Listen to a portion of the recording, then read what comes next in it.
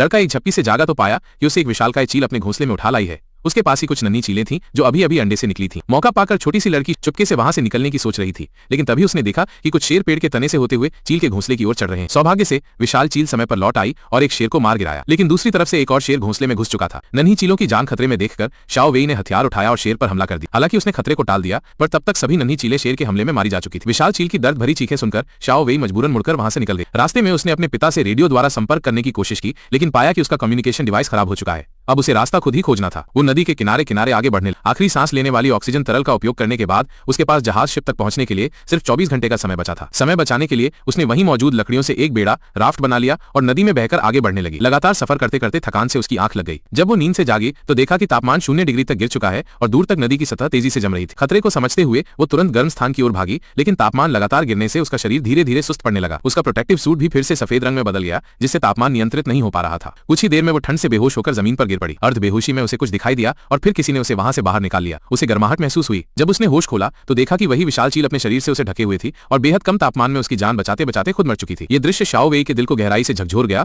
लेकिन दुख मनाने का समय नहीं था। वो तेजी से जहाज की दिशा में बढ़ने लगी। तो आखिर ये सब हुआ कैसे? साल 2026 में मानव गतिविधियों के कारण पृथ्वी का वातावरण बेहद प्रदूषित हो गया था। इसलिए इंसानों ने पूरी ताकत लगाकर एक अंतरिक्ष यान तैयार किया और ब्रह्मांड में एक रहने योग्य ग्रह खोज लिया। लेकिन वो ग्रह पहले से ही एलियंस के कब्जे में था। इंसानों को मिटाने के लिए उन्होंने अस्सा नामक एक दानव छोड़ दिया। अस्सा के पास आंखें और कान नहीं थे, लेकिन वो इंसानों के डर को महसूस कर सकता था। देखते ही देखते इंसान उसके हमलों में बुरी तरह हारने लगे। इसी बीच एक बहादुर ऑक्सीजन सैनिक ऑयल गैस सोल्जर विल वेईयार सामने आया। अस्सा को उसकी मौजूदगी में जरा भी डर महसूस नहीं हुआ और वो अपनी तलवार से अस्सा को ऐसे मारता जैसे तरबूज काट रहा हो। धीरे धीरे विल ने एक खास ऑक्सीजन सैनिकों की टीम बना ली जो इंसानों की रक्षा करने लगी। अपने पिता की तरह बनने की चाहत में शाओ वेई बचपन से ही ऑक्सीजन सैनिक बनने का सपना देखती थी, लेकिन अंतिम चयन परीक्षा में मुख्य परीक्षक ने उसकी अर्जी ठुकरा दी। बेटी को प्रेरित करने के लिए विल उसे एक खास एस्कॉर्ट मिशन पर साथ ले गया। इस मिशन में एक विशाल गोलाकार कंटेनर में अस्सा को बंद किया गया था, जिसे नए सैनिकों के प्रशिक्षण केंद्र तक ले जाना था। लेकिन अंतरिक्ष यान रवाना होते ही वे उल्कापिंड बेल्ट एस्ट्रॉइड बेल्ट से टकरा गए। हालांकि वे वर्म होल से होकर बच निकले, पर जहाज की शक्ति समाप्त हो गई और उन्हें पास के ग्रह पर इमरजेंसी लैंडिंग करनी पड़ी। वायुमंडल में प्रवेश करते ही पहले से क्षतिग्रस्त जहाज दबाव सहन न कर सका और 2 हिस्सों में टूट गया। सौभाग्य से शाओ वेई बेल्ट से बंधी थी, इसलिए वो दुर्घटना से बच गई। जब वो पिता से मिली तो पता चला कि इस हादसे में सिर्फ वे दोनों ही जीवित बचे हैं। तब पिता ने बताया, ये जगह वही पृथ्वी है जहां कभी इंसान रहते थे, लेकिन अब ये रहने योग्य नहीं रही। यहां से बेस पर लौटने का एकमात्र तरीका था स्पेस में इमरजेंसी सिग्नल भेजना,